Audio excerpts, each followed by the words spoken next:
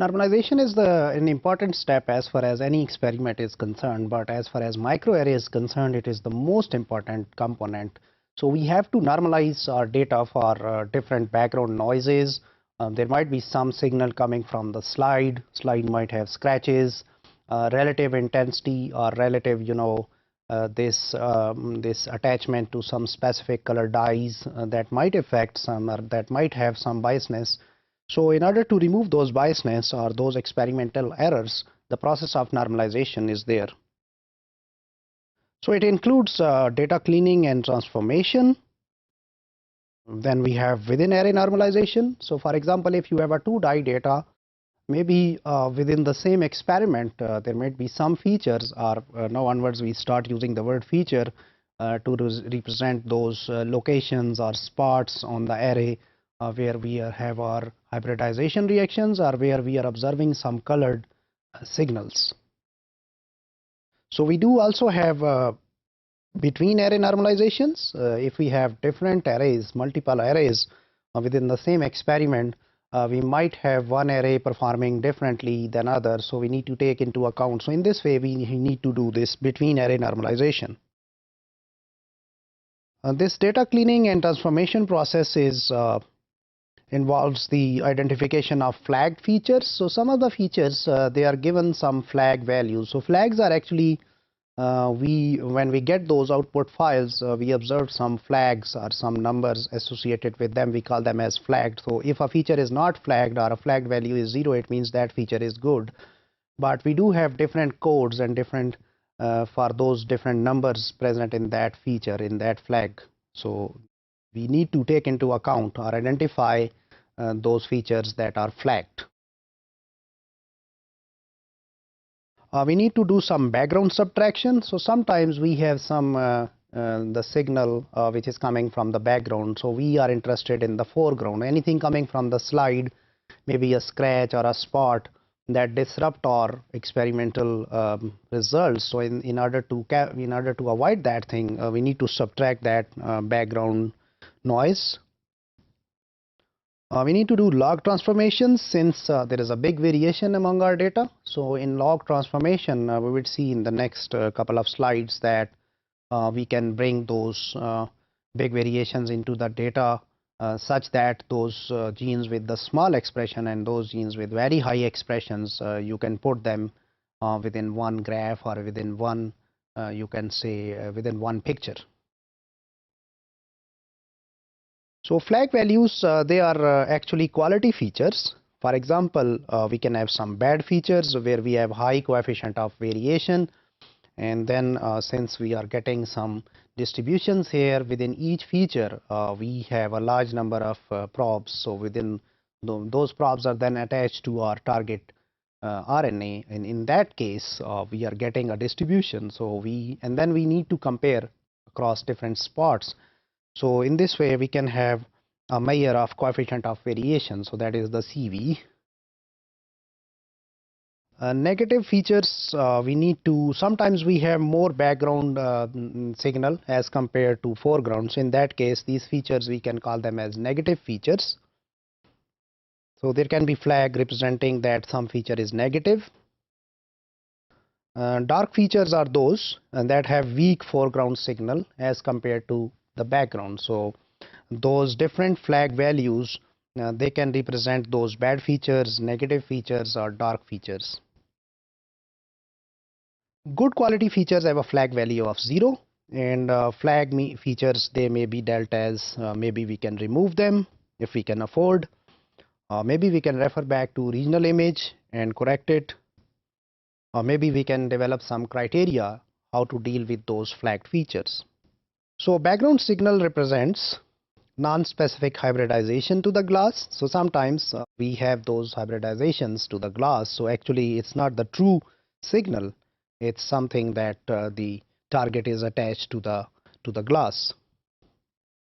We can observe some natural fluorescence of the glass slide itself. As I said earlier, there might be some spots or scratches on the glass.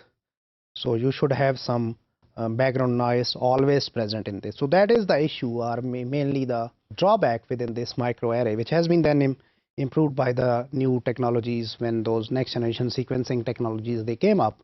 So people start going after them because in microarray we have large number of issues like this, what we are seeing in this slide. We need to subtract background signal from the feature intensity.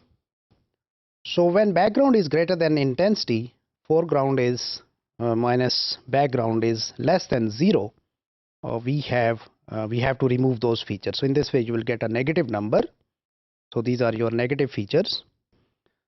We can use the lowest signal intensity as the background minus subtracted intensity. So in the whole slide we can get different grades of intensities depending upon the expression, on the relative expression. So we can select the lowest signal intensity as the background minus subtracted intensity, and then we can use that number in order to minimize this background feature.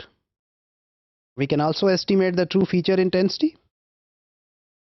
Log2 scale is really helpful in these kind of experiments. So we can take the log2 of CY5 versus CY3. If you take the log2, basically it's log to the base 2. So everything represented in terms of the powers of 2, we can come up with this answer is log2 CY5 minus log2 CY3. So log ratio of 1 is actually in that case it's 2 raised to power 1. The answer is 2 raised to power 1. It means the top part of this equation, the numerator CY5 is higher, it's twofold higher than CY3. A log ratio of -2, that means 1 by 2 raised to power -2. So that is fourfold down regulated in CY5. So CY5 is actually 1 maybe in order to just understand in this example, whereas CY3 is 4. So in that case, we will get the log answer as -2. A log of 0 is means that no differential expression. So CY5 and CY3 both have equal amounts of those intensities. Whenever you have this numerator equal to denominator, your answer is 1. So in fact 2 raised to power 0 in this, if you fit in log2 scale this 0, your answer is 1. So both the things are when they are equal, your answer is 1. So in that case there is no differential expression. So here is some interesting numbers. So we have numerator by denominator 1 by 16, 1 by 8, 1 by 4, 1 by 2, 0, 1, 2, 4, 8 and 16. So these are the numbers. If you correspond them with the log2 scale, 1 by 16 ratio is -4. So it's telling that denominator is actually 4 times higher than numerator. The thing on the top of this equation is 16 times less than the bottom one. 1 by 8, if that is the ratio, the answer is -3 and -2 and -1. So if you have 0, it's negative infinity and so on. A numerator which is 16-fold higher than denominator will give you a log2 value of 4. So rather than looking into these small numbers, for example 1 by 16 is 0.0000 something, rather than that we can look into this log2 scale when here we have the whole numbers, where a negative sign will indicate that it is down regulated, mean the down part in the equation is more as compared to the top part, whereas a positive number indicates that the genes are up regulated, where the top part is greater than the bottom one.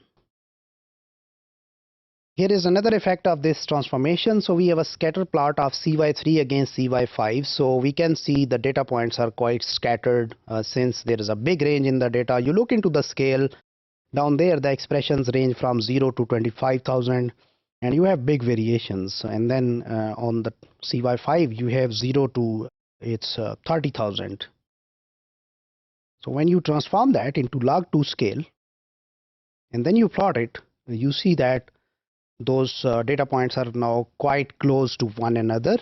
So they are like you can fit a regression line on them where you have an intercept 1 by 0.4 and then you have a slope that tells you how the values they change with respect to one another, how CY5 changes per each change in CY3.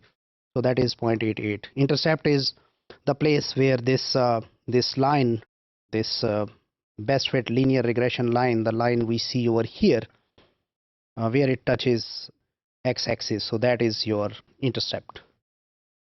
If the intercept is 0, slope is equal to 1, then they are identically, those both channels, they are behaving identically. So CY5 and CY3. So whenever you have those CY3s, total CY3s, and whenever you have CY5s, you put them in this graph so it can give you an idea whether our results are okay. Is there any biasness? Is there some more, values going towards CY3 as compared to CY5? So in this way, you can check for those biasnesses for the attachment of those RNA to those these dyes.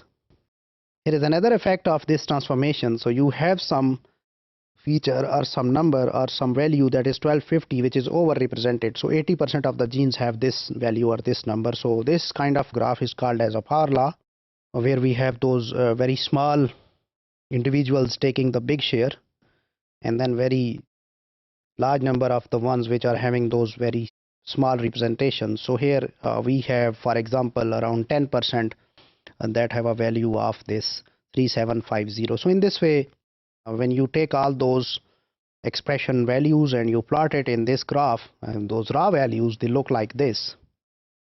What if you normalize them in log2 scale, and then you take those, for example, here we take the values coming from red and we plotted them in log2 scale, so we see a pretty fair or a normal distribution. So here you can apply those t-tests or those other tests like z's, which assume that data should be a normal data.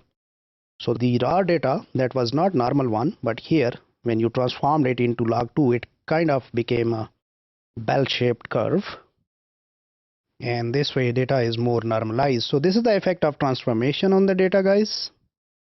So we see that normalization in the experiments, they remove experimental errors and the biasness which arise, and this process that includes data cleaning and transformation. There is within array normalization and there is a between array normalization.